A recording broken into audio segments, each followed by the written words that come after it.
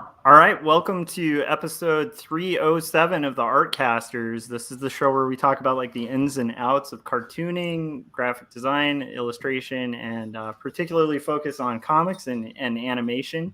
And I'm really excited about our guest and topic today. I think it's really relevant for those of us who are like making creative projects and doing things to try to kind of create our own creative visions, and often finding ourselves struggling with juggling multiple projects. So I'm excited when we get into the topic because I think it'll be really relevant for those of us in the trenches, like rocking these strange, addictive things called comics that we all make. So anyhow, as usual, at the top, before we introduce our guest, we'll just introduce ourselves. And so my name is Joshua Kemble. I'm a cartoonist, and you can check out my graphic novel, Two Stories, which is out from Marcosia. And right now that's available everywhere, including at a really discounted rate at the bookstore that shall not be named called Amazon, if you want to save some cash. But I highly recommend you go the route of like supporting an indie bookshop or a local comic shop and asking them to order Two Stories there. And then also Jacob's Apartment is my graphic novel that's coming out in May of this year, and that'll be available at bookstores everywhere. So just ask your local bookstore to order that as well. And other than that, just check out stuff at joshuakemble.com, and that's where you can find my stuff. Cory, where can everybody find your work and check out more of your animations, award-winning animations? You can find my stuff at corykerr.com. If you want to see some of the animations, the ones I'm allowed to show, you can go to corykerr.com/animations. If you want to watch some of the video stuff that I've done, there's a video link there. If you want to look at some of the comics I've got, there's comics there as well. So you can check all that out. Right now, I am in the middle of working on a big collaborative animated project. And so if you want to follow along with that, make sure that you're on YouTube and Instagram, and I'll kind of be sharing stuff as I go along on those. So you might see some animated GIFs of a skull that I'm working on right now on Instagram if you're checking that stuff out. But yeah, mainly just corykerr.com. Awesome. And I also forgot to preface this with we missed last week because we all got sick. And even though we're all super vaccinated, the Omicron thing has gotten around. And so we had two guys down from that, and then just me with like a basic cold. So if you, as we're all kind of recovering, if you hear any coughs or anything like that, forgive us ahead of time because we're all kind of on the mend from that. All right, Scott, where can everybody find your stuff? Well, typically you can find my stuff at YouTube, where I usually post new videos every week. Unfortunately, as Josh mentioned, I got COVID last week, so I was pretty much down and out. So I had promised to put out kind of a goals for 2022 video that will be coming out like a week late. So that's where I've been. But I put out stuff on YouTube. And as far as anything, whatever I got to promote, I've got something I want to share. It's a little premature in a way, but I'm going to share it anyway because I was accepted into this program. I'll share it real quick here. It's called, I think it's pronounced Kaya or Kaya. I don't know, Kaya. I think it's Kaya. But it's part of Google's Area 120 incubator. And what it is, it's a marketplace similar to, like, I sell my products on Design Cuts and on my own website, and also on like creative marketplaces like that. And it's a marketplace like that, but it's kind of, like I said, it's a division of Google. And the cool thing about it, and they haven't totally rolled it out. It's just in beta right now. But if you look up here, if you go to, and I'll be promoting this a little more, but if you go to kaya.area120.google.com, you can get access, and then you can apply for early access here. And you can just join their waiting list. And then, so is that like selling digital goods, Scott, or what is yes, that? But this is the key part here, and they haven't totally rolled this out. And I don't even think the marketplace is open. So, like here, I'll show you. This is the really cool thing that intrigued me. Let me log in here. I'll just go to my storefront. So you can create a storefront just like any other website. And here you can see I've got my digital products. You can also put up physical products. The physical products can be pulled directly from any other marketplace, like your website or whatever. You can upload the digital products directly to this Kaya platform. The main thing about this is these products will show up on the YouTube merch shelf. So, you know, when you look and you can see right now, I think the only thing you can get on YouTube merch shelf is like Teespring or something like that. I think that's what the t-shirt thing is. But so all these digital products, whatever, you'll be able to find them on the YouTube merch shelf. So anyway, this is like, that's part of the deal with me getting accepted into this is promoting this. So you'll probably hear me promote this a little more, but I just wanted to mention that because that's, at least for me, that's a really cool thing to have because I talk about these digital products and everything on YouTube all the time, and for somebody to just be able to click right on there and purchase those, it's pretty cool. So like I said, just you can go to that website and you can sign up and see if you can be pre-approved when they roll everything out. But like I said, it's just in beta right now, but I'm just wanted to mention that. So yeah, so that's all I got to talk about as far as promoting stuff. Dude, that's super exciting. And I did want to mention, while you mentioned promoting and monetary stuff, we do have a chat going. And obviously, we will pay attention to whatever questions are asked during the interview and during our conversation and stuff. But if you want to highlight what you're saying, we do happily take super chats. So if you want to support the show or just highlight something or make us read something really silly, you feel free to drop a super chat in the chats.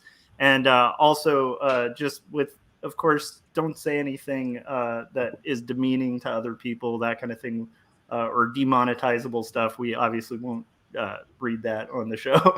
All right, so now I'm really excited to kind of introduce our guest and get into the topic. This is a guy that I met at a meetup years ago with Jim Lujan. Like used to organize these like artist meetups, and I just really dug his work, and I've kind of followed it since.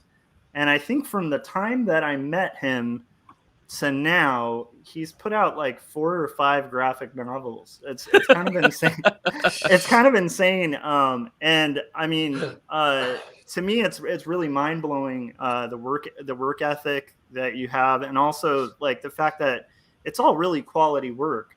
So, Dave, why don't you give people just a brief introduction to like, your books and stuff that's out there, and then maybe we can start off the interview just to kind of with the sort of what got you into comics kind of stuff too. So, sure. So where can people find your work, and what books should they get by you? Yeah. So, thanks for having me, guys. My name is Dave Baker. I'm a writer illustrator. The things I'm probably most widely known for are that I was the writer on Star Trek Voyager 7's Reckoning from IDW Publishing, as well as Fuck Off Squad, published by Silver Sprocket. This book, which I don't know if is going to show up on camera very well, Everyone Is Tulip, put out by Dark Horse, which ranked on multiple best of graphic novels for 2021 lists. Oh, I'll put it back up. Full screen. Yeah, so, it's co-created by me, Nicole Gu, and Ellie Hall. It's basically a 200-page graphic novel about a young girl who moves from Arizona to Los Angeles to try and become an actor and get sucked up into the high-stakes world of YouTube performance art.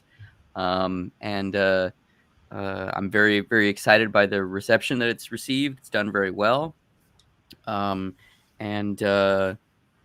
also wrote on Ben 10 for Cartoon Network, and I wrote a movie that's on Netflix called Alien Warfare, live action science fiction movie. And then these are my 2 upcoming projects right now. Forest Hills Bootleg Society. This is the ARC. It's a real book now, coming out from Simon and Schuster coming out from Simon and Schuster July of 2022. Very excited about. And then in February, just a few short months from now, this book, Night Hunters. Oh, this is a damaged copy. Of course, I grabbed the damaged one. But Night Hunters is a book put out by Floating World Comics, illustrated by Alexis Zirrit, written by me, lettered by Robert Negretti, and it is a cyberpunk dystopian crime comic set in the set in the near future where there's two ways you can exist, either as a homeless person or a cop in Venezuela. It's the only way you can live, which is a really bad version of the pitch. I don't know why I didn't just do the full pitch, but I feel like I'm rambling. I've been talking forever. So that's my resume. And if you'll have me, I'd love to sweep floors here at the Artcasters. I love it though, and actually, all of those books are like excellent. And what's neat is, like Dave, you write and draw your own comics as well, but it's like, I think what's neat is like the different stylistic, like when you team up with Nicole or you team up like to do Night Hunters, and it's like it's there's just like these polar opposite styles, and then your own style, which is like this really unique thing. Which is this really is this person on mescaline? I love it. It's hard to explain. I was Cory and I were doing a review show for a while, and we actually did one of the action. Oh yeah, no, I watched that episode. I loved it. I loved your guys' breakdown of it. I thought it was great. Yeah, I just love the complex paneling and the kind of neurotic like approach to detail, like a lot of noodly like nonsense tech, which I think just looks really fun to draw. Yeah, and I think that just comes from not being able to draw, Josh. When you can't draw very well, you just put like tubes and wires and computer parts on shit, and it looks like you know what you're doing. Well, I don't know. I think people who know how to draw would look at it and know you know how to draw. But yes, thank you. Yeah. I'm being self-effacing. Yes, I know how to draw. I know how to draw. Yeah, draw good, Dave. Yeah, draw good. Yeah. So you also do a really good podcast that I enjoy a lot too, called Deep Cuts with Andrew Price, and it's super hilarious. And then you're writing, I think, like your main gig obviously is writing for like film and TV and stuff like that. How? When do I sleep? Is that what you're asking? When do I sleep? Well, I want to get into that, but first, just because it's your first time on the show, I do want to walk people a little bit through like your journey. So, like, what drove you to like create, like when did you create like your first, what you would consider like a finished comic? Not like the stuff we make as kids, because like every artist. You don't want to talk about my X-Men fan comics from when I was a kid? They were so metal, dude. They were so metal. I didn't understand. I didn't understand the characters at all. I really related to Nightcrawler as a kid because I was like, no one understands me. I'm such a freak, like the one that looks like a freak. So I was really into him as a little kid, but I didn't get the dichotomy of like, oh, he's happy-go-lucky, and that's an interesting contradiction, and that makes him a cool character. When I was little, I was just like, no, he's a demon. He should fucking. He should be metal. So the first comic I made was an X-Men comic about a new evil version of Weapon X attacking the X-Mansion, and it was a version of the X-Men defending the X-Mansion that was led by Nightcrawler. It was Nightcrawler, Jean Grey, Cyclops, and one other character were the X-Men that like were in air quotes the X-Men at that time, and Chamber, Archangel, and 2 or 3 other characters were the Weapon X characters, and they were attacking the mansion. But again, like I didn't really understand any of the nuances of characterization. So the comic was just Nightcrawler being like, "Don't worry, guys, I got this," and then teleporting everyone's heads off. Yeah, that sounds like a young. It's weird, like thinking back. My early comics were always like ultra violent. I think I was just like really drawn to just like anything that was like super bloody.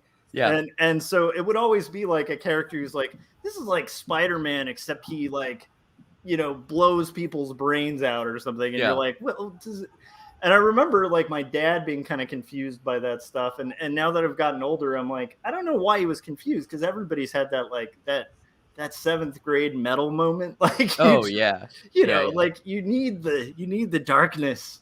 Yeah, I think I was probably like maybe 12, 13, 14, somewhere in there. Maybe not 14. I think I was probably like 12 or 13 maybe. And it was very much just like Yeah. I was really into the Punisher, man. Yep. Oh yeah. Yeah. Yeah. I had a- Wolverine was cool, bro. Every once in a while on my YouTube channel, I'll show some of my old stuff off from when I was a kid, and I've got this one that I created. It was called it was in the 90s, and it was called Manhunter Creature of the Night. It pretty much was just a rip off Dude, of Black Manhunter Panther. Creature of the Night is a good ass title.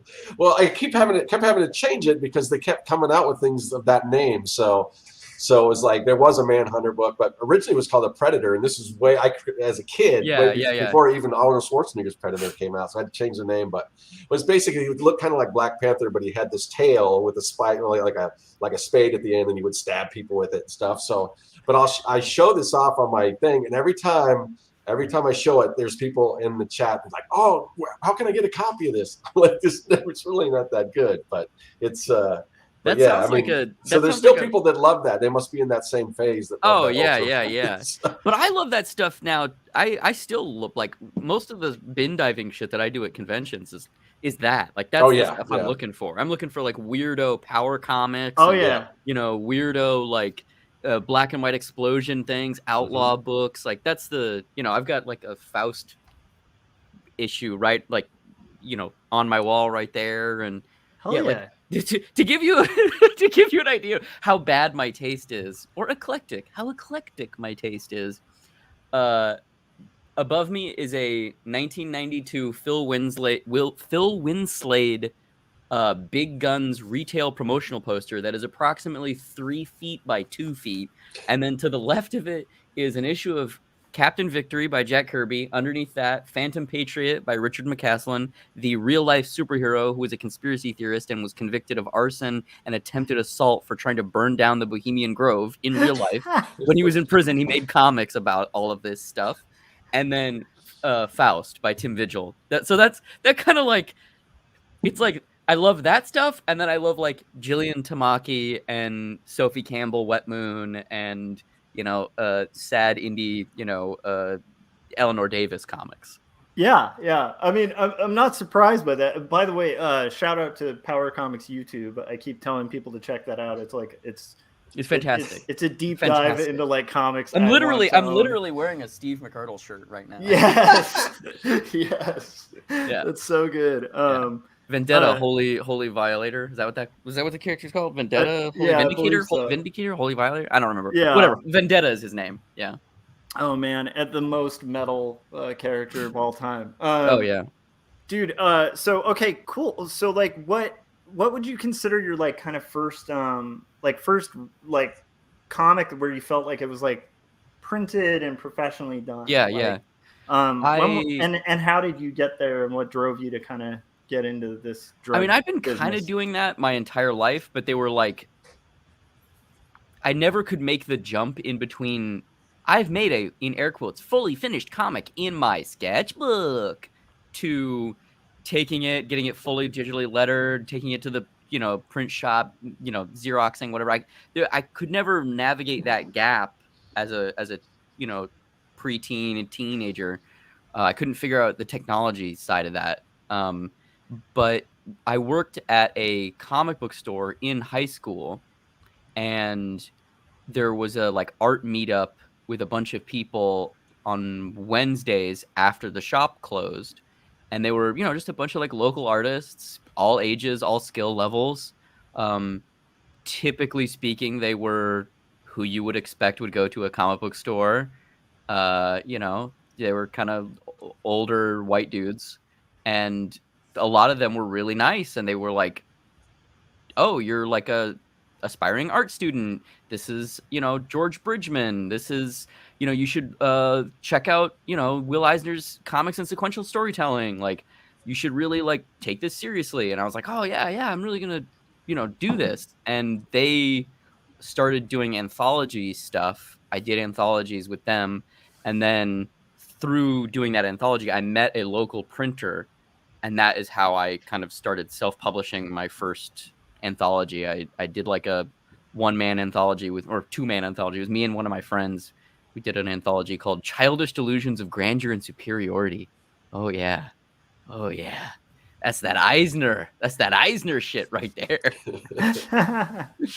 Your own brilliant work of staggering genius kind of thing going on Oh there. yeah. I wish that it was as cool as that novel is, though. It was like, basically, it was my friend at that time was working at Hot Topic, and I was working at the comic book store. So he would come buy comics from me, and I would go buy comic book T-shirts and horror movie T-shirts from him at Hot Topic. And I found out that he wanted to be a writer, and I was like, "Oh, I'm an illustrator. Let's team up and make something." And so we made 3 or 4 issues of this book, and that was the kind of first thing that we went to. It was my first experience going to conventions and meeting people and trying to really do it. And it was a great first experience. And then we kind of grew apart, and I went off and did my own thing. And I imagine that probably set you up for collaborations in the future, because I think Josh is probably the same with me. I've done comics, but it's typically a one-man show where I've always sort of been hesitant to do collaborations, just because you just don't you don't know if a person's going to pull their weight or whatever. But having an experience right off the bat with 3 issues is, I assume you're pretty young at that time. If that was one of your first comics. That's totally. That's pretty good. Yeah. We did 3 issues of that, and then we did 2 graphic novels afterwards. And I've always kind of been, though, I mean, I think it's a little bit different for me in that, yes, that was a great first experience to a certain degree. But also I come from a real kind of like, let's get the band together type background. My mom is a theater director, and we grew up in the theater, and we were all performer kids. I was a musician for a long time, and have been in and out of bands. The podcast that Josh mentioned, Deep Cuts, that I do with Andrew Price, is almost as much a musical as it is a podcast. Like we half the show is an explainer show where we have like deep dive researched kind of like, and this is the true story behind this weird, interesting story that you've never heard of. And then half of it is like a narrative where Andrew and I play fictional versions of ourselves, and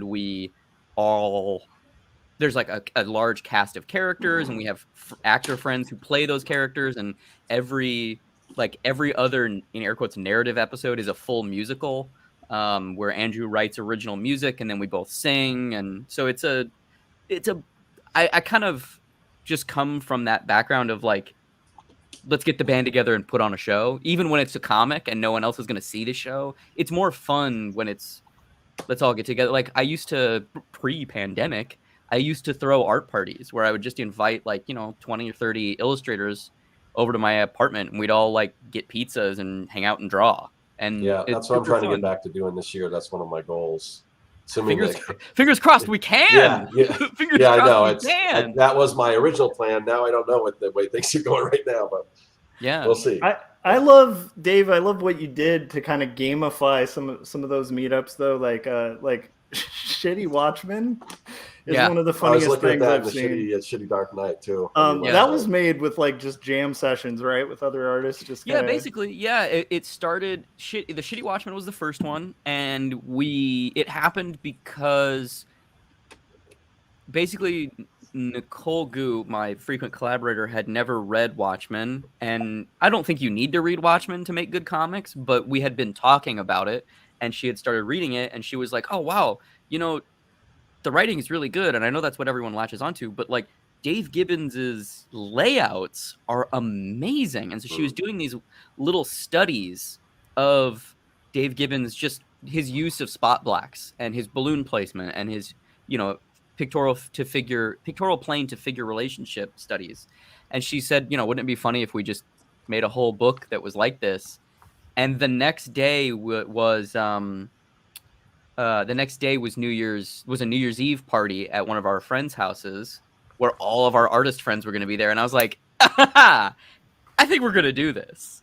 So at that party, I basically just went around to everyone and was like, hey, we're doing this. Do you want to do it? Hey, we're doing this. Do you want to do it? And, whatever it was, 12 people all said, yeah. The next weekend we got together at Malachi Ward's studio, who's the artist and writer of the Image series Ancestor and many other things. He's the current artist on Jeff Lemire's Black Hammer.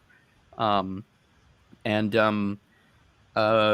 all just got together at his studio because it was, quite frankly, the only place that was big enough. And I basically just was like, hey, we're going to make a dummy version of this. And it's going to be simultaneously like a really funny project because dumb drawings are silly. And also, we're going to deconstruct Watchmen in an ironic way because Watchmen's all about deconstruction, right? Well, we're going to deconstruct the art and reverse engineer the thumbnails, almost make the worst version of the page to see if it still communicates. And it's fantastic. It really, I think Watchmen is solid from the ground up. And then we did the same thing for Dark Knight Returns.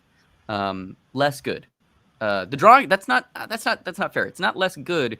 It's that the restrictions of the 16-panel grid require a higher understanding of the comics medium, and there is so much less real estate that it is virtually impossible to have shitty drawings communicate in the 16-panel grid, unlike the 9-panel grid. But yeah. I mean, that's a perfect example of me just being like, let's get the band together. See? That's awesome, because I definitely have a background in like playing music and playing in bands and stuff too. But it's like weird because other than like one particular band, I've never been into gigging with other people too much. Yeah. So it's like with me, like whenever I'm working on a collaborative project, I really need to kind of vet whoever's going to be in on it, because there's, as you know, Dave, it's like there's so much invested in a comic. Yeah. That if you're with the wrong people, like you could end up, especially as like an artist, biting off like way more than you expected, or like having somebody bail on a graphic novel like a year in is not super fun. So I mean, that's kind of the reason why I approach these things not necessarily cavalierly, but in a more like you kind of have to speed date to find the people that are really interesting, like I started this process of trying to collaborate with a lot of people when I first moved to Los Angeles, and I came up with this idea because I was basically at that point I felt, I don't know if anyone else really gave two shits, but I felt like I was pigeonholed as an artist and I wanted to be a writer and illustrator. And so I was like, well, the best way I can kind of get myself out of this hole is find other people to draw for me. And when you haven't had anything, in air quotes, officially published, when you're not a known cartoonist, it's very difficult to find artists that are not flaky. So, or that's not even true. It's why would someone invest in a writer that is untested? Why? Everybody has ideas, like it's not fair to say the artists are flaky. It's that there was no reason for someone to invest in me other than I thought I had a vision, in air quotes. And so I came up with this idea of like, what if I did a project where I draw the central through line of a graphic novel, but we have all these intersecting characters who can come in and out for 8-page short stories.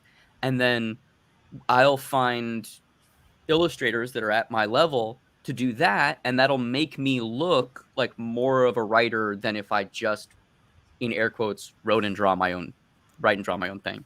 And so I went through a bunch of people in that process, some of which I think really liked the process of working with me, that just didn't have the fire for comics, some of which maybe didn't like working with me, some of which I've gone on to other things. And the moral of that story was, it's like a 300-page book, Action Hospital, and I think there's like 25 artists and me, maybe a little less, maybe it's not 25. I don't know. There's a lot of people in it, regardless. But the key relationship out of that project was Nicole. And we've had, we've self-published probably 4 or 5 books, and then also sold multiple graphic novels. We sold a book to Simon and Schuster. Like, that's crazy. Hell yeah. Nuts.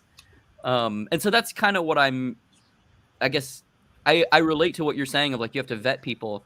I think just my way of vetting people is like, let's try it. Let's do something small, incremental. Yeah. And let's see if we can tap dance together, Yeah. That's interesting because I'm doing that right now.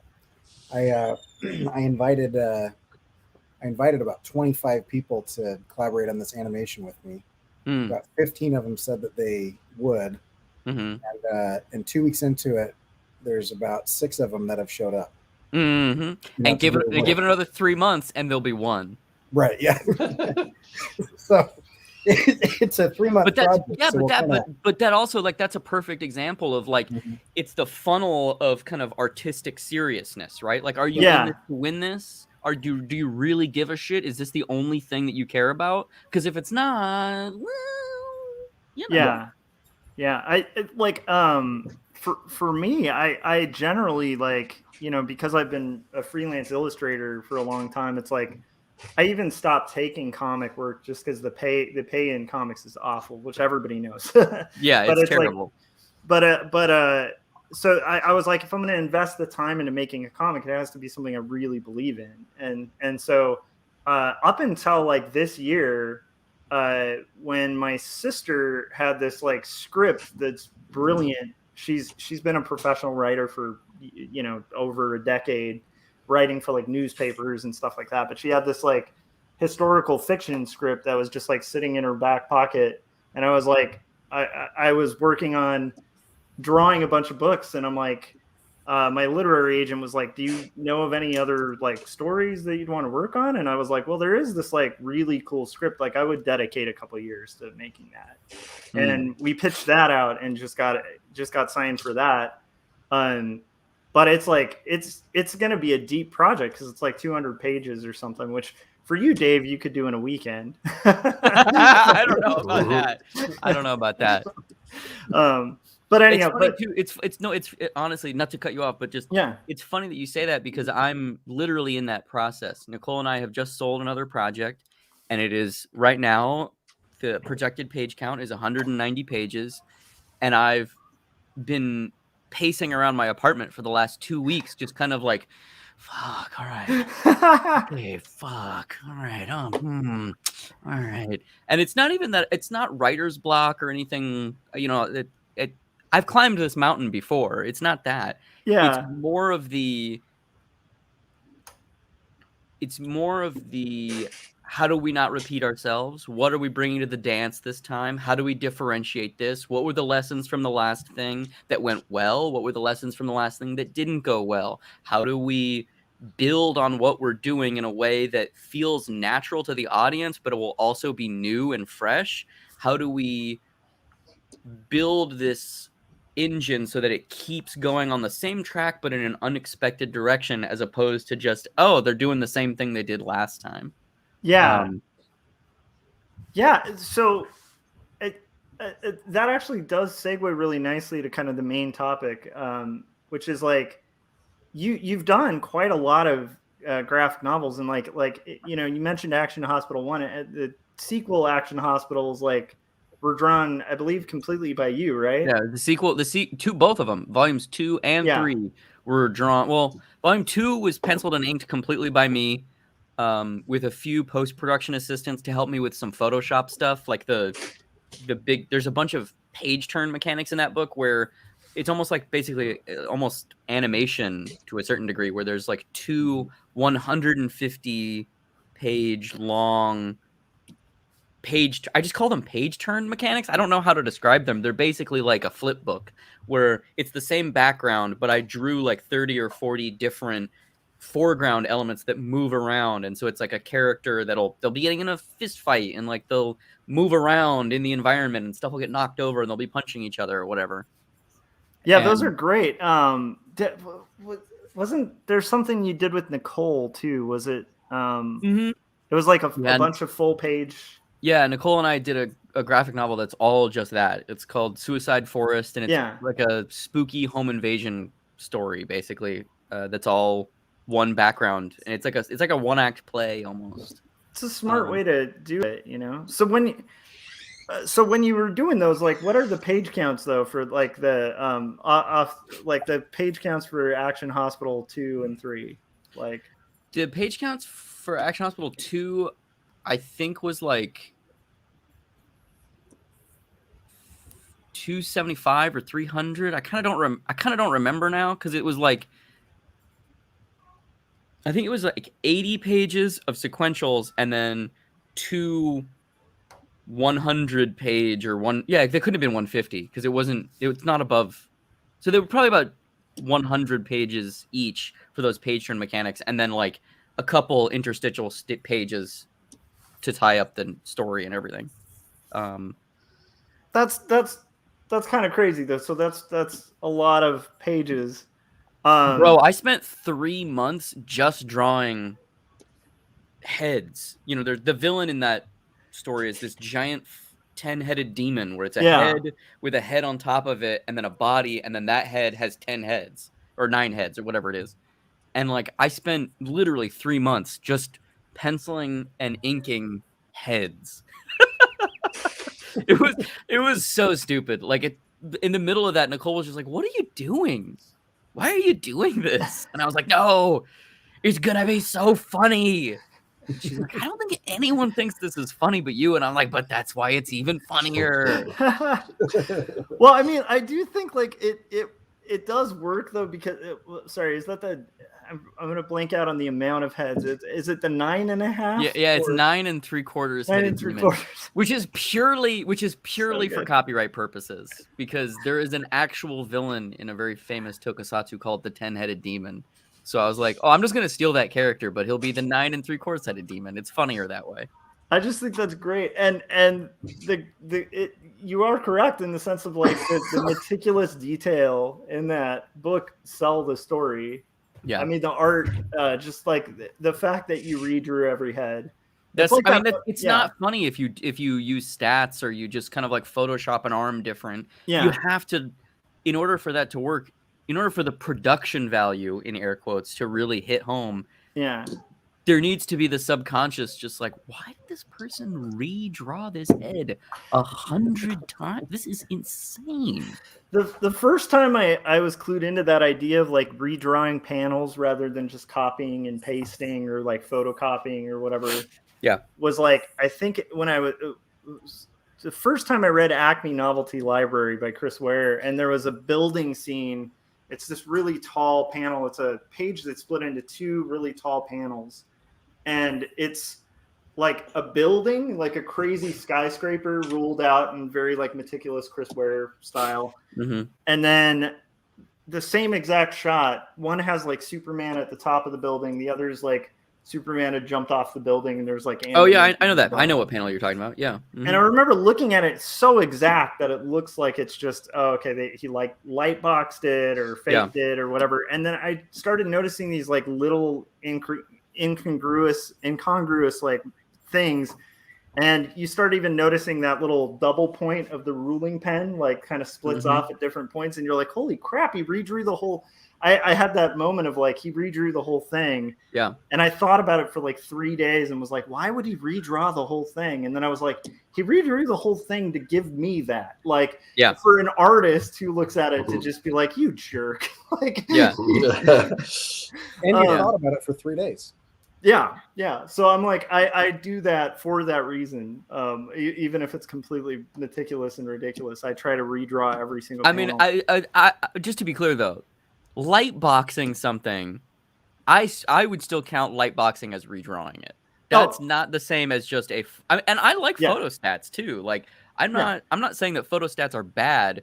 I'm just saying in my specific case, because there's 150 pages of it or 100 pages of it or whatever, it's so much funnier if it's crazy. If it took me 3 months and like fucked up my right hand. Like if it didn't, it wouldn't be as funny. Oh yeah, and I'll also say I will use a lightbox to repeat a background, but I'm still going to redraw it technically. Yes. But I'm not going to do it to the extent that Chris Ware does because I'm not insane. Yeah. Well, you're also not getting paid by fucking Pantheon, whatever Chris Ware is getting paid. Yeah, if I get that Pantheon, sell my pages 10 for 10 grand a piece, like kind of money, shit. then I'm good. But okay, so the reason I wanted to get into the detail and kind of the page counts of what you're working with is like you're juggling multiple projects. Right now you're also like promoting, you're coming off the back of like promoting everyone's Tulip. Yeah. And now you're promoting an upcoming release and you're working on another project, how do you kind of, and obviously you're probably taking like other work as well, like writing gigs and stuff like that. Like when did you first like start kind of finding a balance, or have you ever found a balance and like a flow state to kind of handle so many projects? Because that's the part that I am always curious about, because I think we're all kind of dealing with that as creatives, where we're juggling a lot, and it's I always feel like I'm gonna meet someone who has it like completely figured out. Are you that person, Dave? I don't know. I'm pretty schedule oriented. I'm pretty well, I think there's two things with that. One, there's a howling vacuum inside of my soul that is not satiated unless I'm actively working on something. Yeah. You know, it's really, I say that as a joke, but it's also kind of true. I'm not very good at relaxing. I'm not very good at just like fucking We're around. in good company, Dave, with all of us, I think. Yeah, like I'm not, you know, I mean, you know, I went back home to Arizona for the first time in a while because of the pandemic for the holidays, and that was the first time I hadn't like really worked on something for a while. Like my brother-in-law and I watched a horror movie marathon all day Saturday. What is that? What is that? I don't know that I needed to watch Baby Ghost, Moontrap, and The Time Guardians back to back, but I did. And then I followed it up with Project Shadow Chaser and two other movies that I'm now blanking on the names of. Oh, Vi, the Russian horror movie, and Future Kick. You know, that's not a good use of whatever that is, 8 hours. That's like, I don't know that I needed that much horror schlock, but it was fun. I felt guilty last week just having COVID and sitting down and watching, shows on TV. It's we were all texting each other like TV recommendations because we're always working on stuff, and all of us had been sick, and so we had like 2 days at least. You know, I think all of us had about the same 2 days where we all had to like watch movies and stuff because like there's just no working or anything at this point. Yeah, and it was hilarious because it was like watching a text thread of like a bunch of old people who don't watch anything, because we're like, what's good nowadays? What's on not, but yeah, so I mean that would make a lot of sense. So you kind of don't do a lot of like consuming I wouldn't even necessarily phrase it that way. I think I'm just strategic about my consuming, you know? Like whenever Nicole and I go on vacation, she's always like, yeah, let's fucking watch this movie on the airplane. And I'm like, yes, I'm going to read this novel. She's like, don't you want to like walk around France? And I'm like, no, I want to read this novel. Like when we were in Scotland, she was doing like live drawing of a statue. We were sitting in a park and I was reading The View from the Bridge, the Nicholas Meyer autobiography, because that's the type of schlocky dreck that I'm into, where I'm just like, yes, the biography of the guy who directed 2 Star Trek movies 40 years ago. Pump it into my brain, baby. But no, yeah, I think I'm just strategic about what I consume. I if I'm drawing something, I'm always listening to a TV show or a book on tape or something. When I'm writing, then I listen to music. It just kind of depends. And I wouldn't even say deadline oriented. It's more just kind of like constantly like this is what my work schedule looks like. I don't know if this will show up on camera, but this is literally my process. Is I have a giant spreadsheet that's not a spreadsheet. So all of these things that are crossed out, those are all things I've done. Things that are not crossed out, those are the things I have to do. And so I organize things into 3 different columns: my day job, the podcast, and then comic stuff. And then every day I just, whatever one of I have to do something in every column, and whatever the thing is that is the most on fire and needs to happen immediately, that's what I do. I love that. I still use handwritten lists too, and like there's something about like physically crossing out the thing, the task or whatever, that just feels so good. And being able to look at it and see those lines through stuff. But the funny thing is, I also end up recopying those lists a bunch when I feel overwhelmed, you know? Well, the thing for me is I've learned that I used to put them in sketchbooks and then open the sketchbook every morning and then blah, blah, blah, blah, blah, blah, blah, cross out or rewrite or whatever I had to do. But the thing I've learned is that I will find ways not to open my sketchbook. So that's why I put them just on pieces of paper like this, because I can't avoid it. You know what I mean? It's almost kind of like the longer you're in the game, the more you figure out what your subconscious pathways around doing the work is, and then you have to find ways to trick yourself into doing the things, you know? Dude, totally. I think that I have a lot of friends who are very talented, and I don't envision a lot of them getting comics done. And particularly for that reason, because it's like you have to kind of be able to hotwire your own brain, because at least for me, if I sit down to draw, everything in the world gets way more interesting than drawing. Like the second I'm sitting down to do it, or if I sit down to write, all of a sudden need to get done. Yeah. Or just like, oh, I didn't really check that thing on my phone. Like whatever it is, like I have to find ways to subvert those thoughts and just kind of focus, whether it's like gamifying the work or something like that. But I've had friends that I've known for like over a decade who've talked about making comics for like a decade and don't sit down and do it. Yeah. And they keep going, well, I just don't have the time. And it's like the weirdest thing to me to think about, because it's like you really, you never have time. I mean, I don't think anybody ever has time for these kind of things, you know? Yeah. Like in my head, you know, I could envision, like, because you've been so productive with your work, like, oh, you must have tons of time, but in the reality of making, it's like I can't envision that being the case. Like, you know, it's funny though how as soon as you finish one of those projects, you feel like you have so much more time, and then you don't do anything with it, and then you feel guilty about not doing anything with it, and then you take on like 4 more projects, and then you just end up being like, where was all that time though? Yeah, dude. Yeah. I mean, like even what Scott was talking about, where it's like you feel guilty about being sick too. I mean, just yeah. Like, and just to be clear, I'm not saying that that's a good thing. I don't think that's healthy. Yeah. But I think I'm also actively trying not to do that, but it's old habits die hard, you know. Yeah. I don't think that's a good thing. But I also think that this kind of like, there's a very specific culture on comics Twitter of like self-care and like, I really need to just not work as much, set boundaries. Like, I think there's a good percentage of that that's true. And then I think there's also a good percentage of that people are using that type of discourse in order to self-sabotage or feel okay with their lack of aspiration.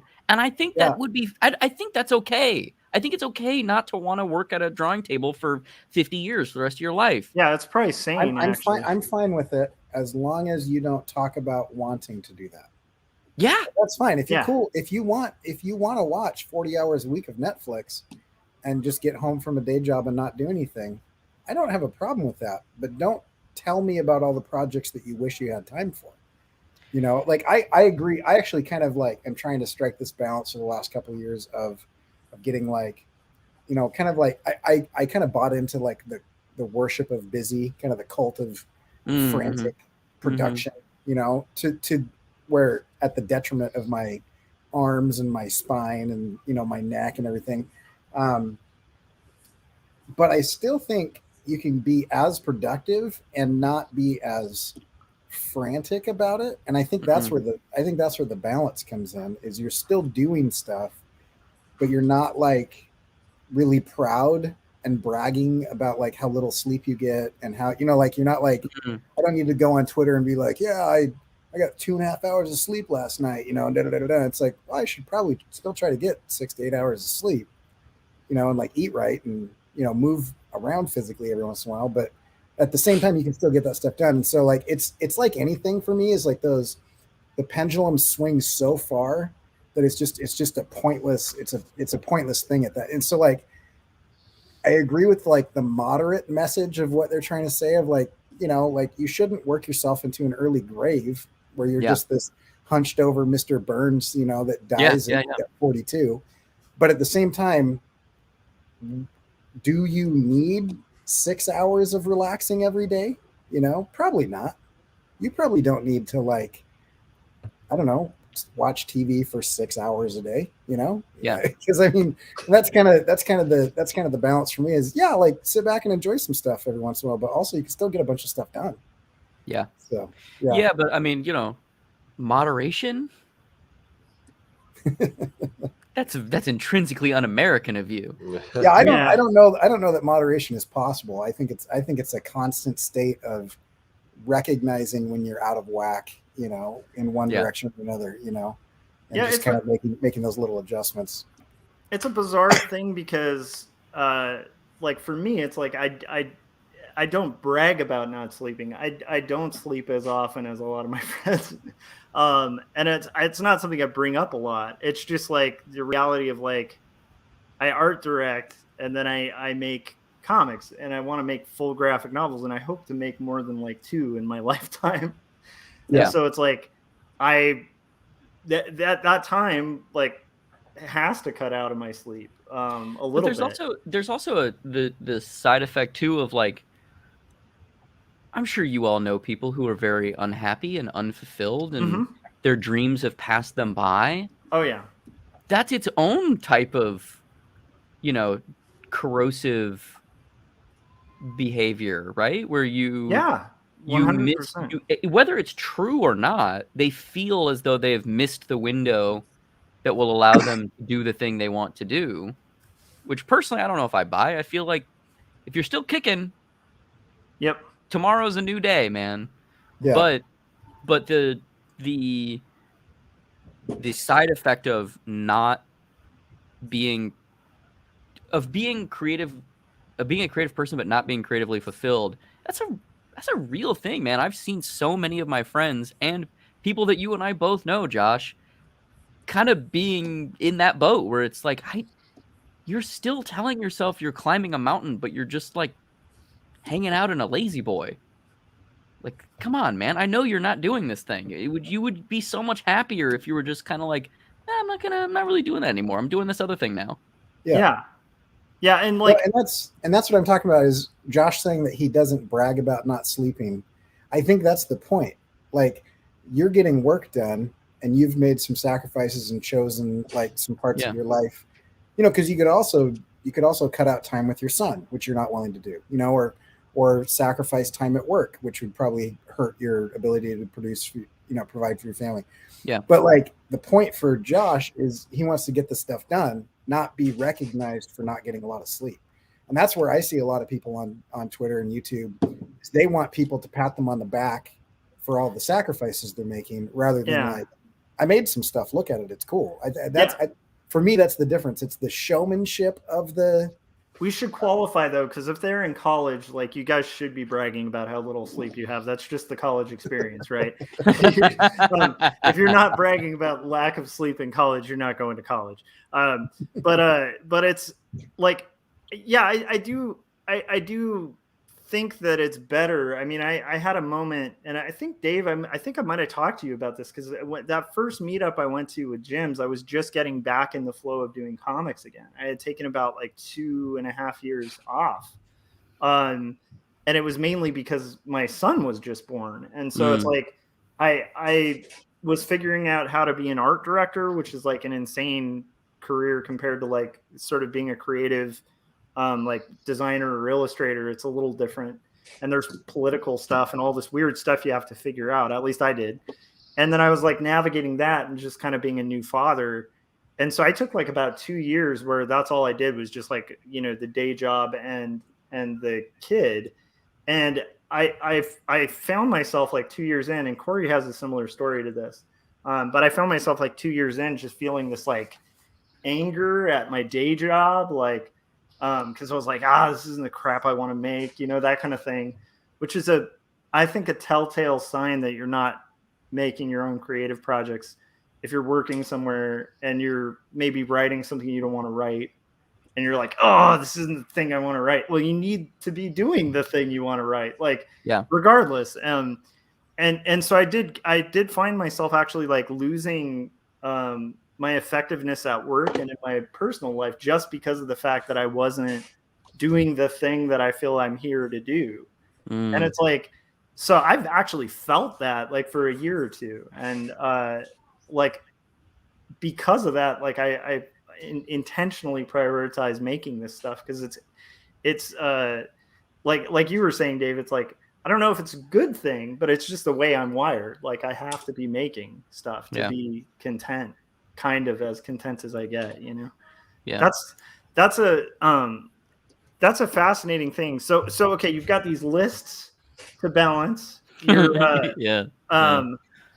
to be honest, do you sleep a lot? Like, do you get a lot of like a good 8 hours of sleep? Yeah, I mean, it kind of depends on week to week, right? Like some weeks it's like, oh shit, there's like 5 deadlines all this week. Okay, not so much sleep this week. But honestly, most of the time, yeah, my schedule is actually pretty succinct. I get up every day at 7 a.m. I go for an hour walk in the morning, first thing. I basically just do a big loop around my neighborhood in LA and then come back home, listen to a podcast or whatever, sit down, start my day job, work from 8 a.m. to 4 p.m., get off, sleep for an hour, get up, and then work from 5 till ? Yeah. And that's basically my everyday is that, which is sometimes it's good because it's a schedule. Sometimes it's bad because I'm like, I don't know what the fuck day it is because every day is the same. Yeah.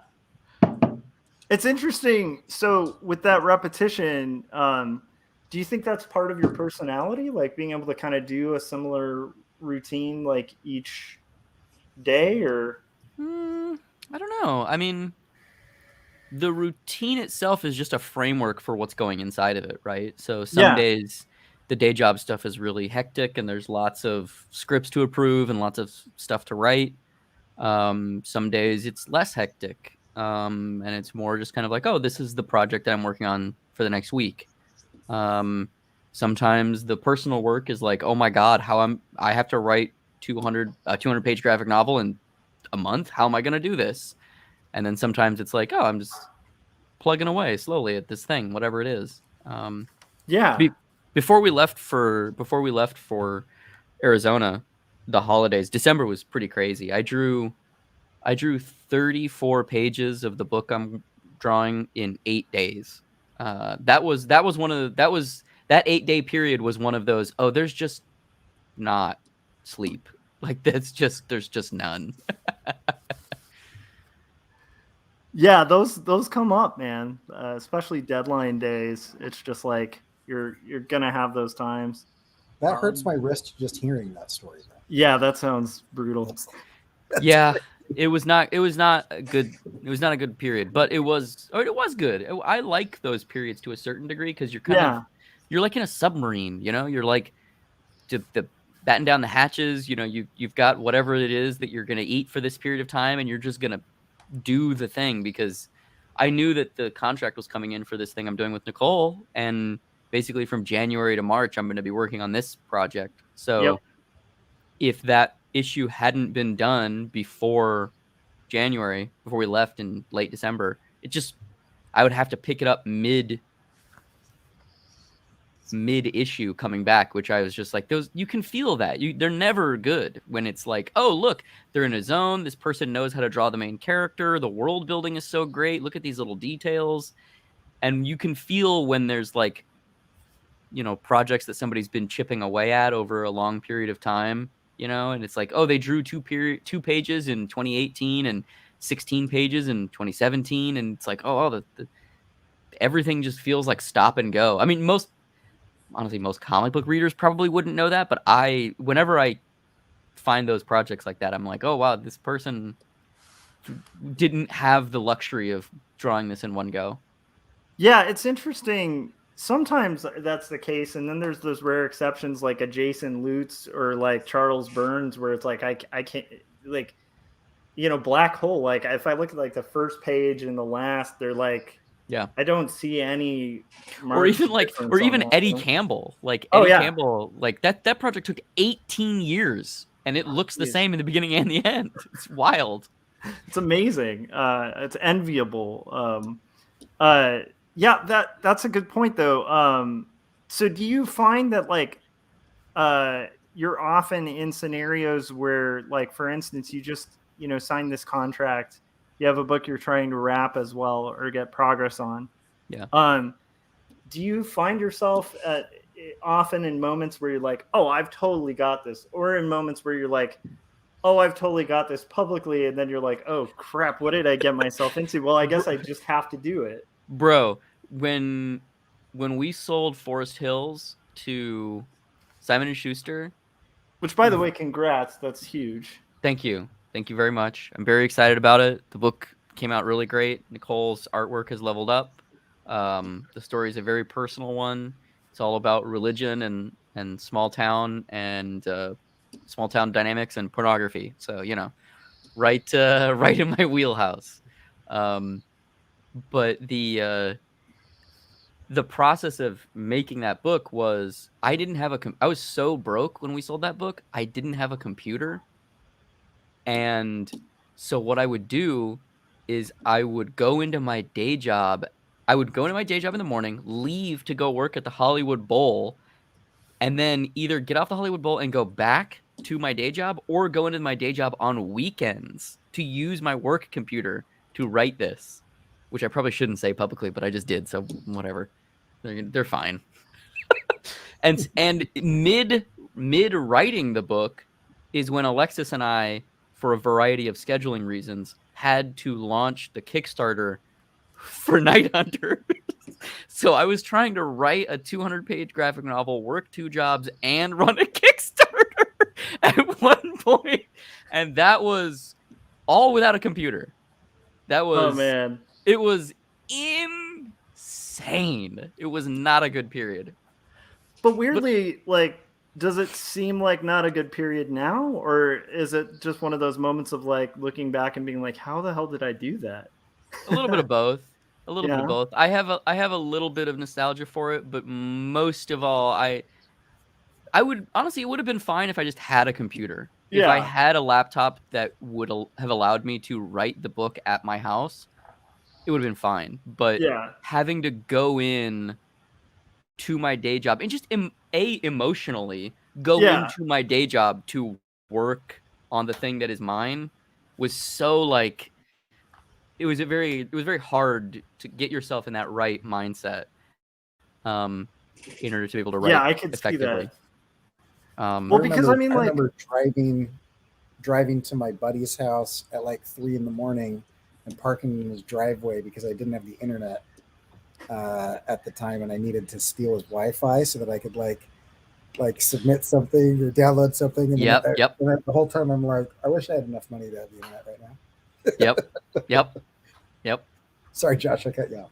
No. That's right along the lines of I can definitely see that, because I would say like one of the things I enjoy about sort of a steady day job that I like more than when I was just like straight up freelance is the fact that I have like a pretty consistent time that I'm done and then I can focus on creative work.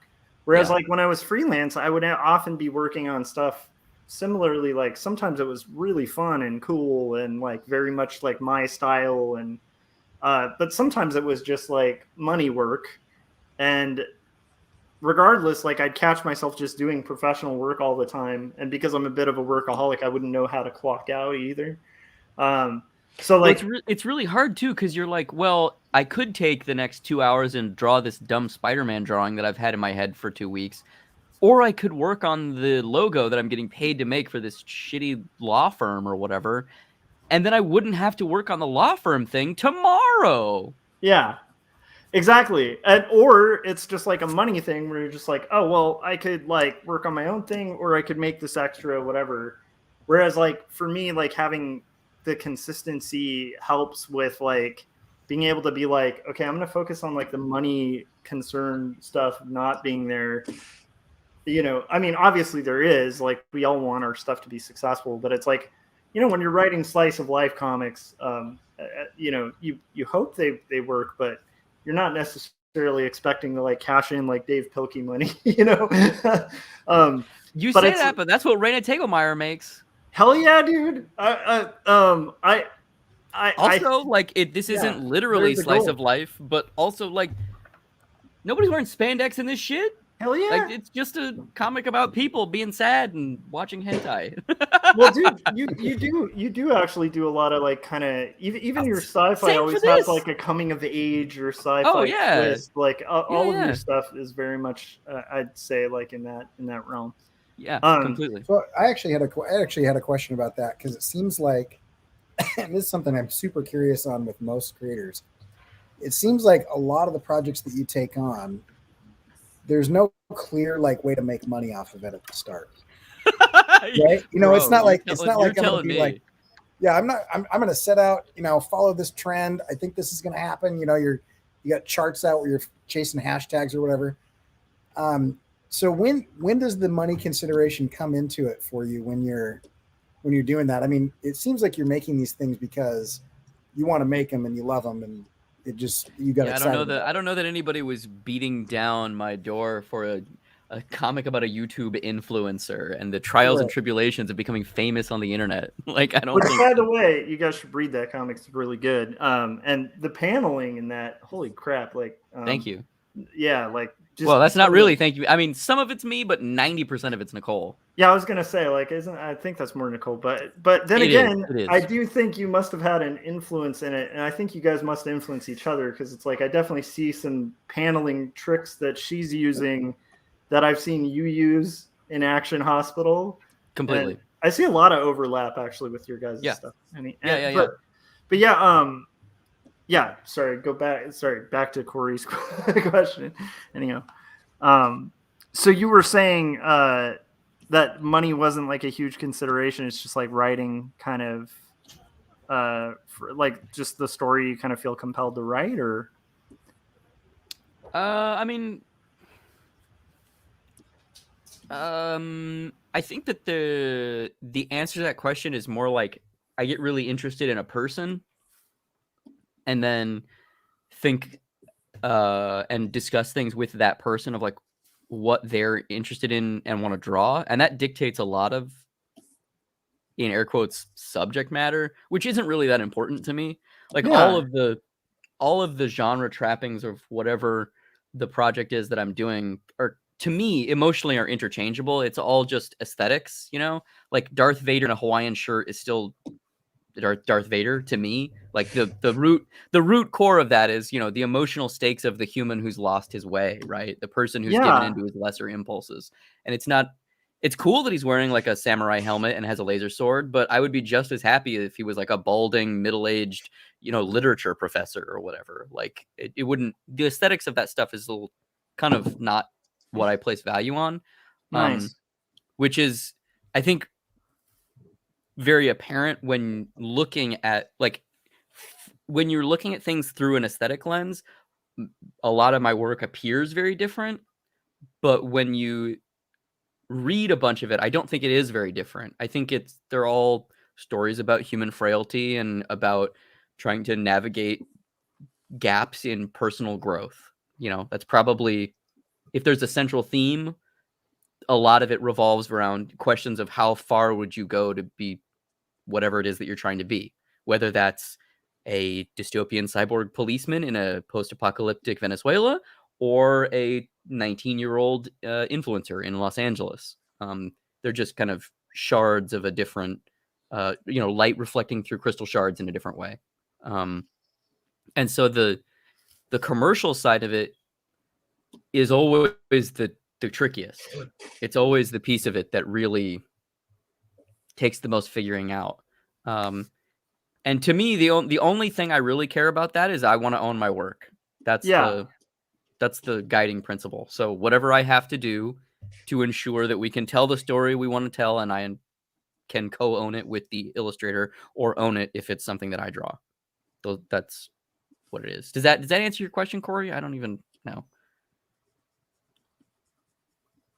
Cory? Sorry, I had to You're unmute. Had a coughing fit. Yeah, it does. I'm kind of curious on like you seem very strategic with your schedule. Is there a point in time during production where you're like, I need to schedule time to think about how to monetize this? Or I mean, well, I guess what do you mean by monetize? Because it's like, you know, this book, our Simon and Schuster book, not to be shitty, but this was engineered to sell to the book market, right? Like we took the previous Nicole and I are very lucky in that the things that we are interested in, which are small, intimate stories, typically about teenagers and coming of age, right now are very in vogue in a way that they weren't 15 years ago. And also, I am very lucky that Nicole has a commercial illustration style that is very in vogue and is easy for editors to recognize as something that will sell. And also, it doesn't hurt that she fucking drew Batgirl. Like, you become a little bit more of a known commodity once you've drawn, you know, a bat-eared character. Hell yeah. So, you know, we had made a book called Fuck Off Squad, which is very similar in tone to this. A small independent publisher that was previously a punk rock record label that transitioned into publishing comics, published our book.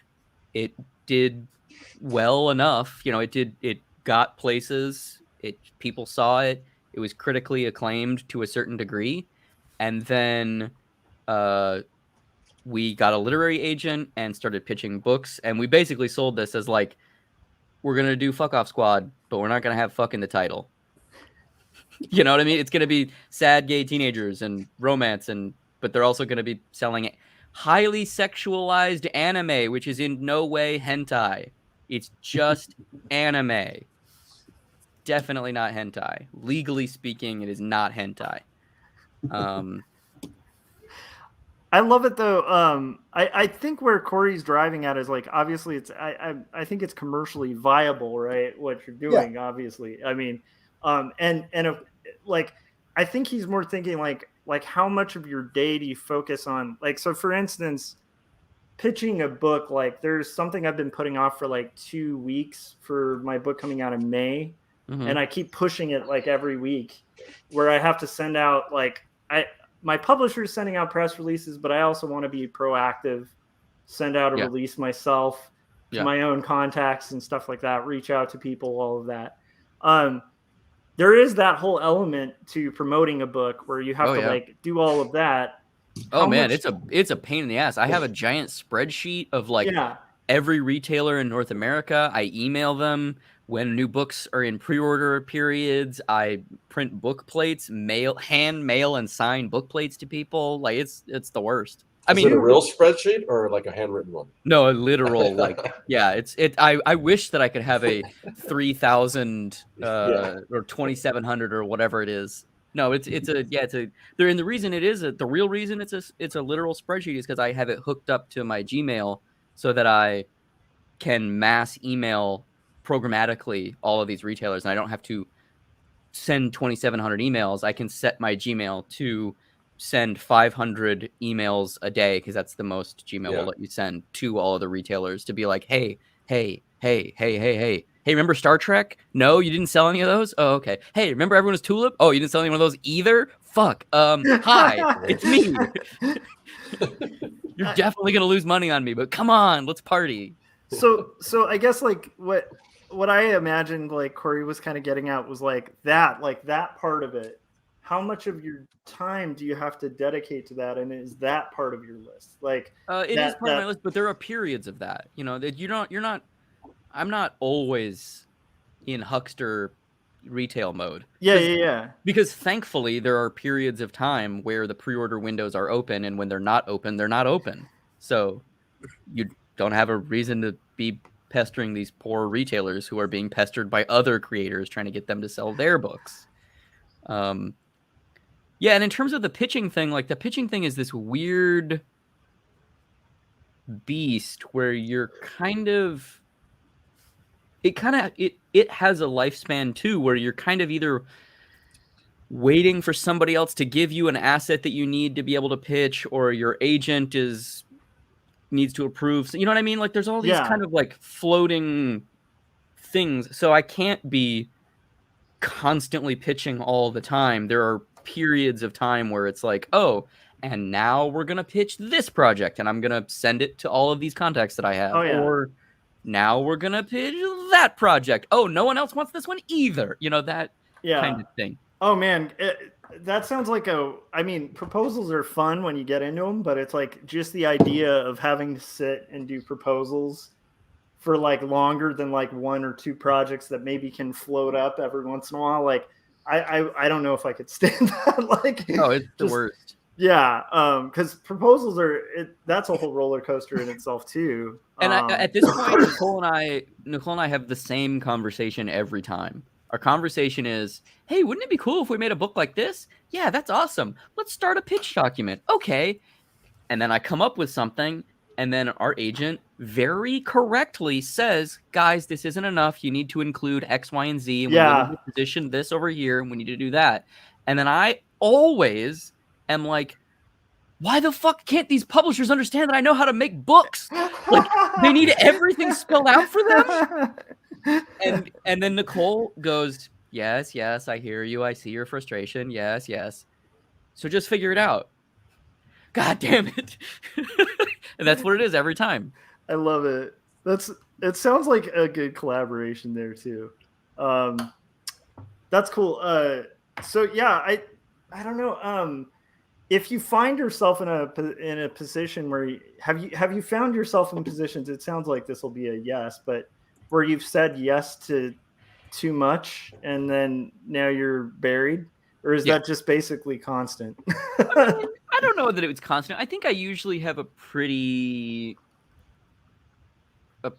streamlined, just kind of like every, X number of times a new project turns on. And quite frankly, if there's not a new project that turns on, I'm the idiot that just makes a new project and goes, okay, I guess I'm going to do this now. Yep.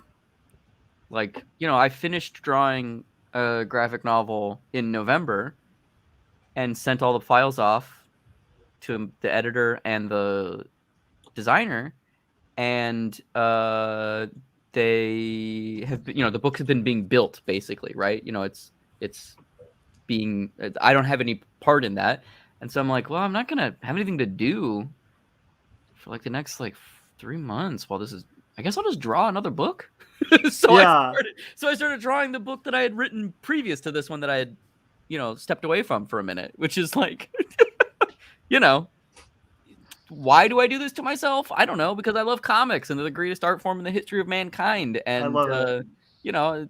It's fun and also sometimes difficult, but most of the time it's fun. Hey, Dave, I got a question. How do you determine which books you decide to illustrate yourself and which ones you prefer to collaborate with on? It's pretty simple. I can kind of only draw a very specific genre, Okay.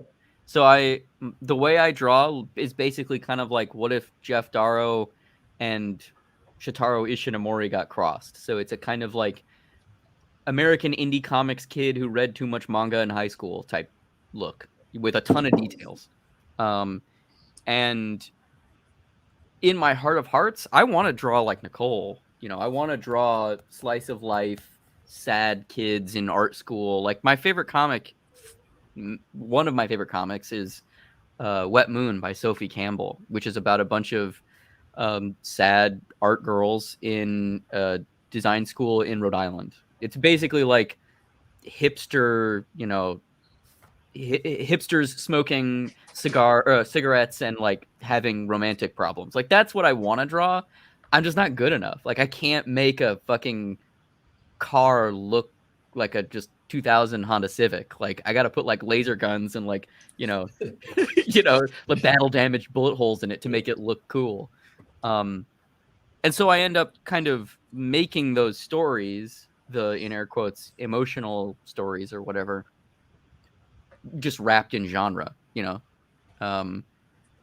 because if it doesn't have somebody punching in it, I don't quite know what to do in terms of an illustrator, you know. And in terms of figuring out who to collaborate with, you know, I'm talking with an artist right now who I'm really excited about, and we're kind of developing a project, and it's almost kind of like dancing, you know, like you're always kind of like, well, what about this? And then they go, what about that? And you're like, oh, I hadn't thought about that.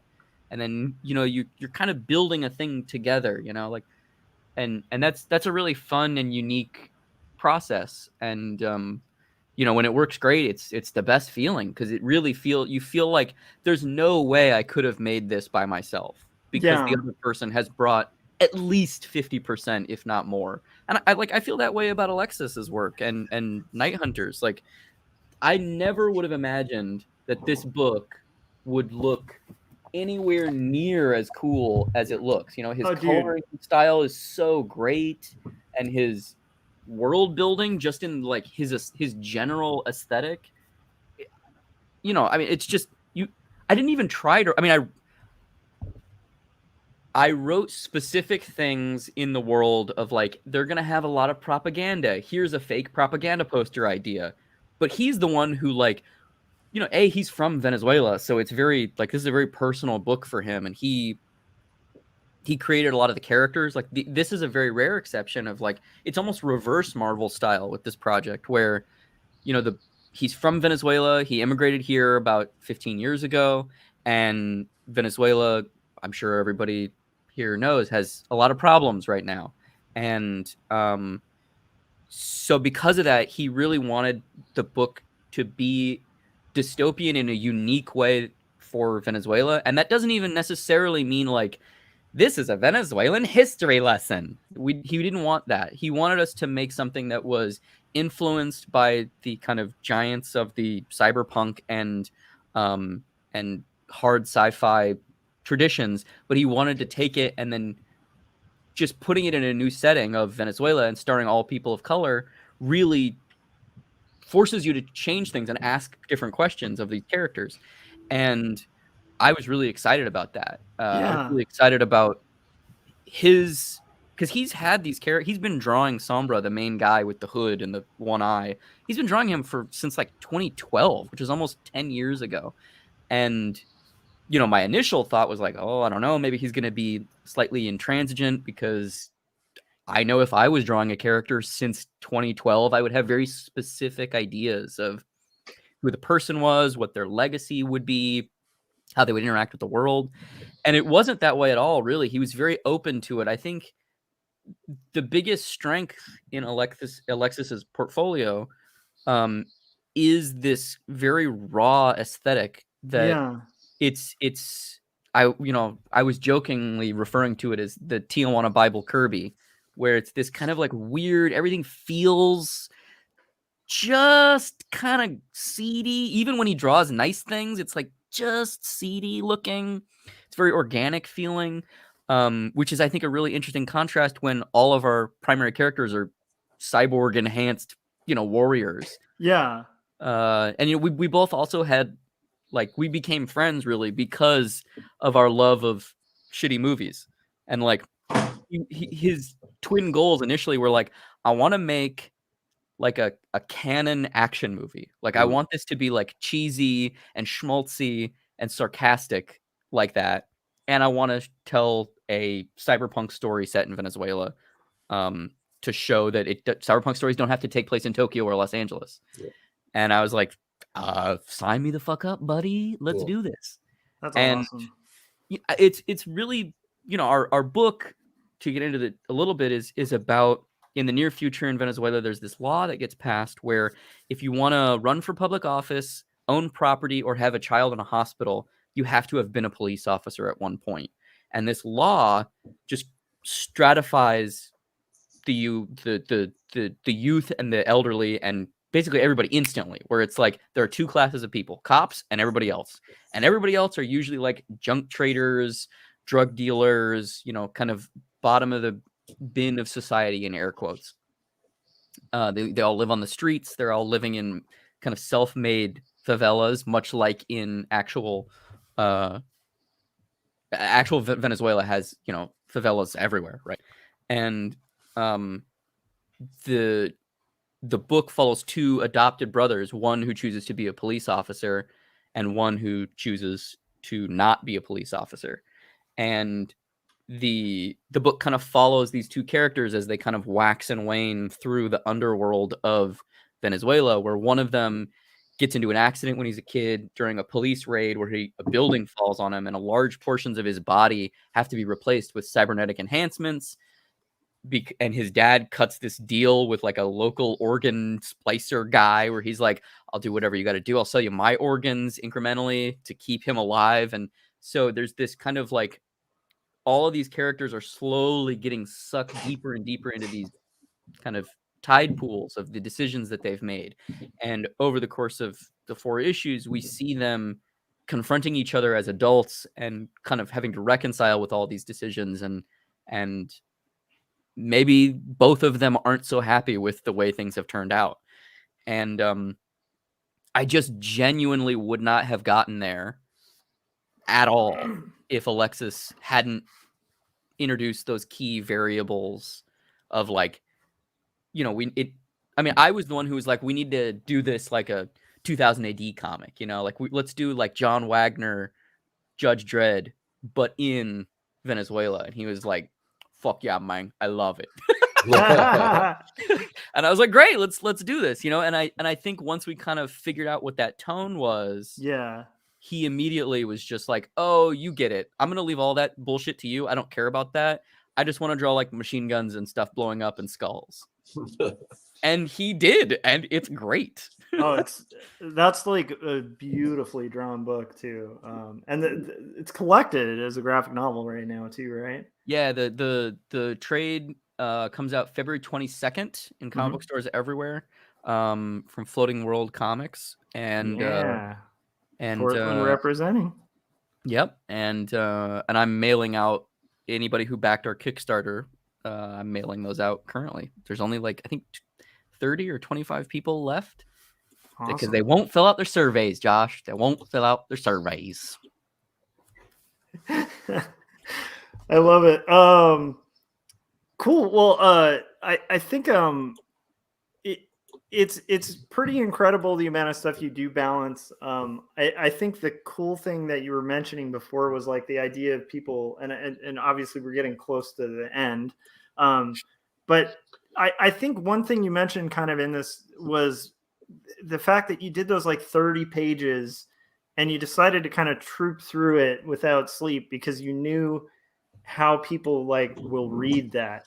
And I will say, I think that's one thing that seems throughout your work like really consistent is there's a level of care and interest you have in your own work when you're making it that transcends, I think, the page. And like, I think people reading it can get that vibe. I hope so. I really have no idea. Well, I have to hope that kind of works. In most of my experience, I've noticed that. Like, I remember even I had to teach these like art classes at a college a long time ago with young illustrators, like just starting out, and they turn in assignments, and like the ones that kind of even like weren't great execution, but where you could tell the illustrator was like, the artist was like into it when they were doing it. Like you could just tell.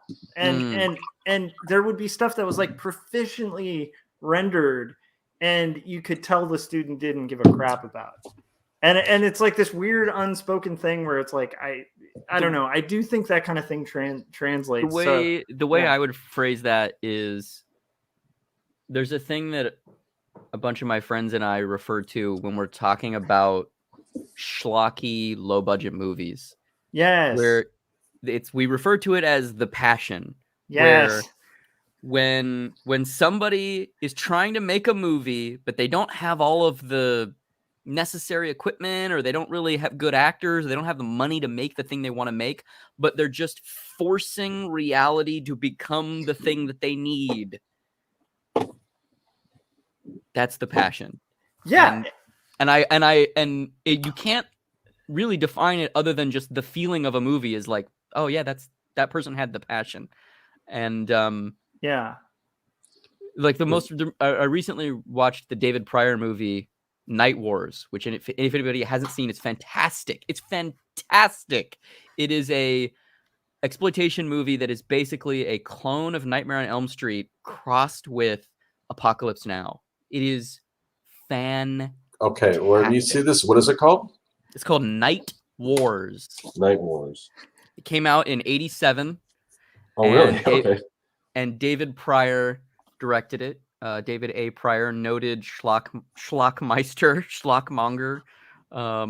He also made Deadly Prey and Deadliest Prey, the sequel, and a bunch of other movies.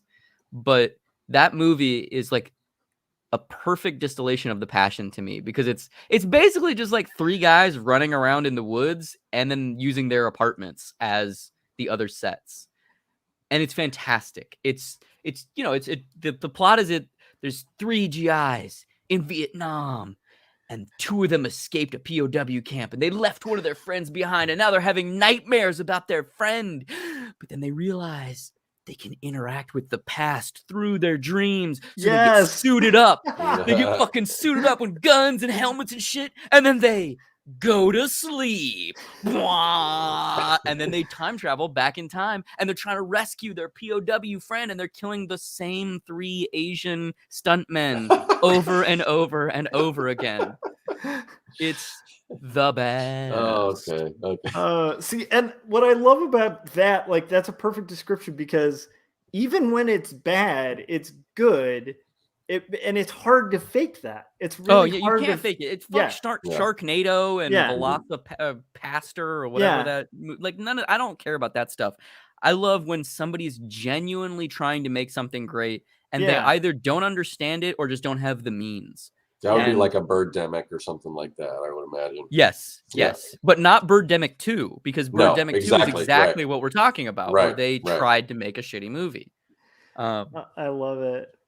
We got a question for you, Dave. I'll throw it up here. What do you think about mini comics? I love mini comics. What's not to love about mini comics? Exactly. Are there people that don't like mini comics? Is that a thing? Is that a hot take? I don't know. I almost feel like that would be an interesting approach as a cartoonist, to just be like, I love comics. I love trades. I love graphic novels. But screw mini comics. Yeah, those guys have mini comics can't do it. Can't do it. Can't touch them. No.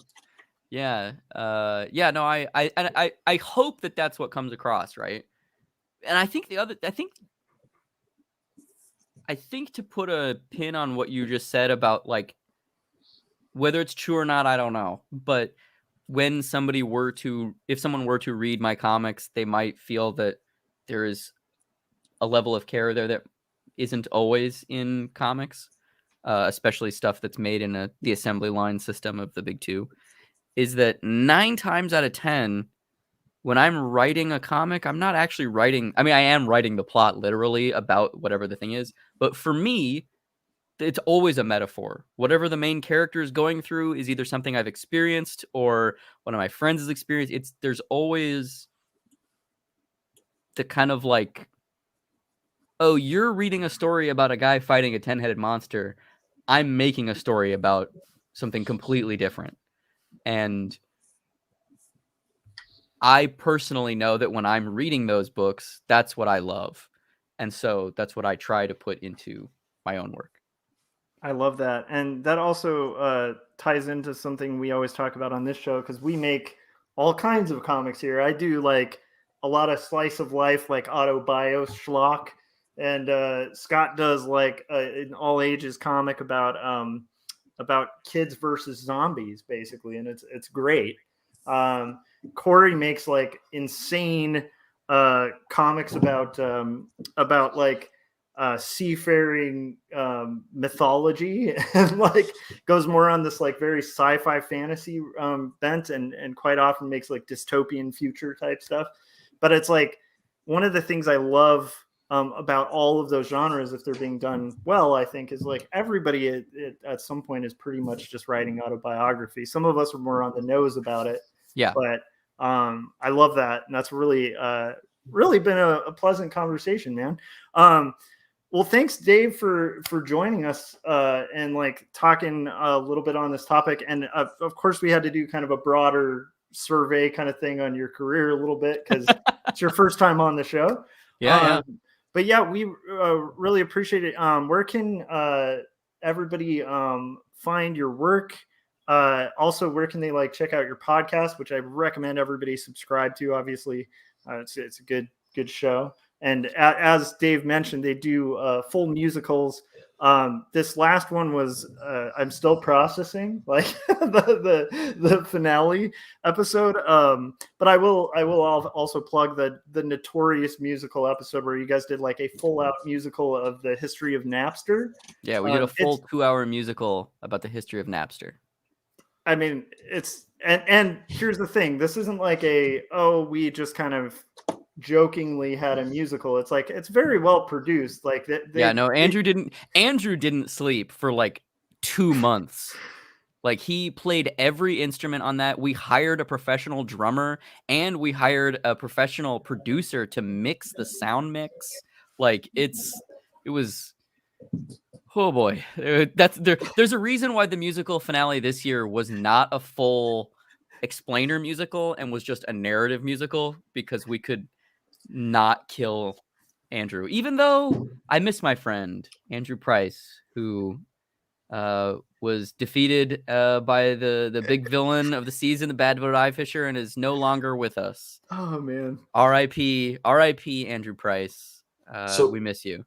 So with your podcast, Dave, is it something that you can jump in, or do you need to start from like an early episode? Or it depends on what you're interested in. If you're interested in the narrative stuff, it might not be as. It's like watching the season finale of a TV show. Like you could do that, but it's the full season finale. Like it's the payoff of.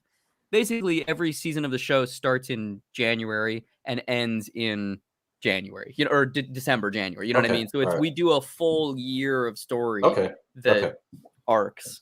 And those episodes are not that frequent. It's not like there's 52 episodes of that. It's mostly an explainer show given a specific topic. Like we did a 2-part episode about the movies and unmade movies of the acclaimed indie director Shane Carruth. We did an episode about your fellow Arizonan, Scott, Lisa Frank, and what a monster she is.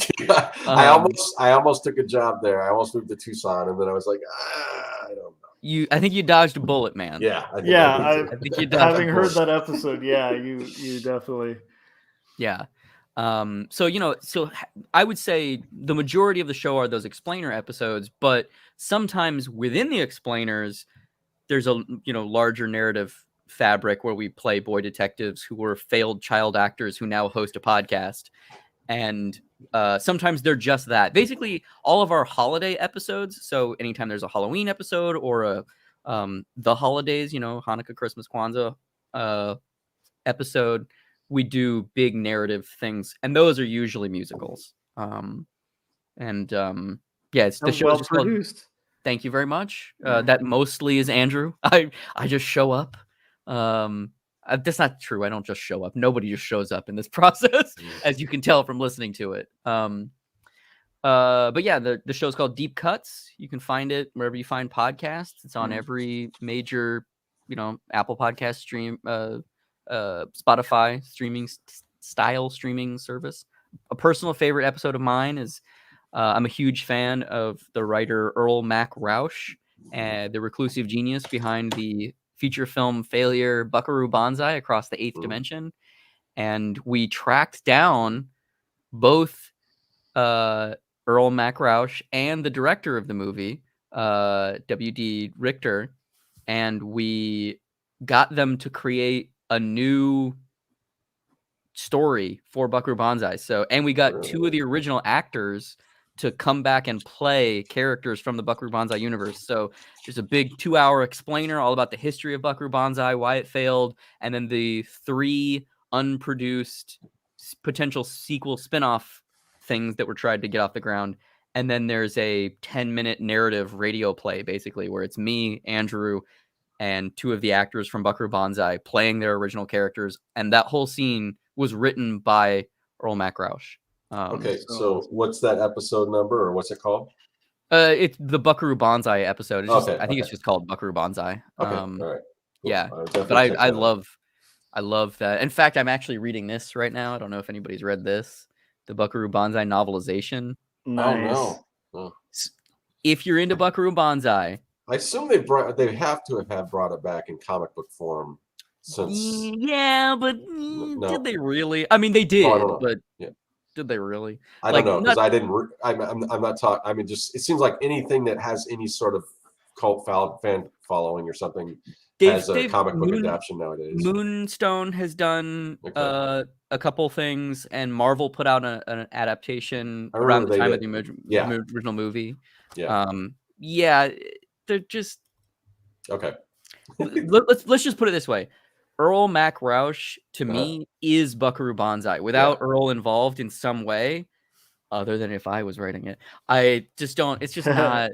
It's just not Buckaroo Banzai, and he wasn't really involved in any of the other previous adaptations. There was one that Moonstone put out where there was going to be a Buckaroo Banzai TV show that Mac wrote a pilot for, and they adapted that into comic book form, but they got freshman art school at Cal Poly Pomona to do it, and you're like, come on, man, this is not good. What is this?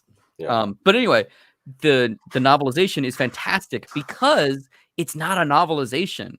It is a piece of ephemera from the Buckaroo Banzai world. The book is written from the perspective of Reno the Kid, the Pepe Vera character from the movie. And he basically is like the John Watson to Buckaroo's Sherlock Holmes.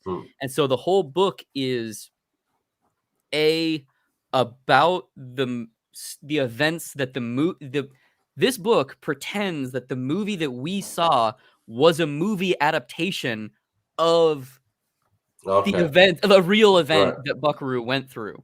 And there's so much weird other stuff, because the joke of the movie is that the movie is the fourth movie in a franchise that never existed. And there's all these characters who have nothing to do, who are kind of they're all there as a joke of these are the extended cast members from the previous adventures, which is hilarious. But in the book, they're all he interviews all of them. Reno talks to all of them. There's all this complicated, almost a familial dynamic between them all. It's great. I can't recommend it high enough. It's so cool. And I kind of wish that it was more of a thing. It's so insane to me that Earl tricked these guys, this whatever Pocket Books adaptation company, into publishing a stealth prequel, real Buckaroo Banzai after all of the drama that happened. It's fantastic. I can't recommend it high enough. That's awesome. So it was put out after the movie was released and bombed? Yeah.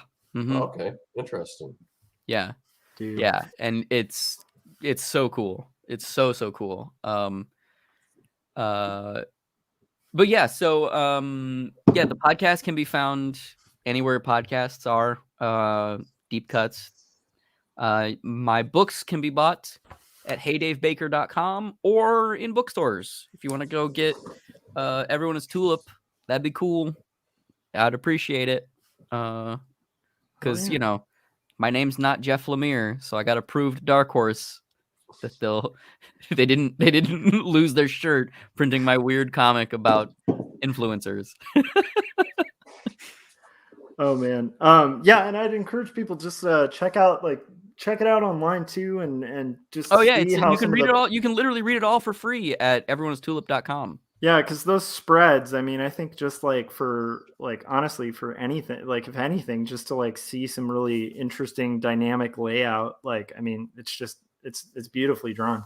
And well written. I'll give it that. Yeah, but it's mostly beautifully drawn. Let's be real. Nicole's the reason everybody shows up to our books. I am not. I have no delusions of grandeur there. No. But all right. Well, thank you, Dave, again for joining us, and I hope everybody in the chats found that enlightening and cool. And let's see.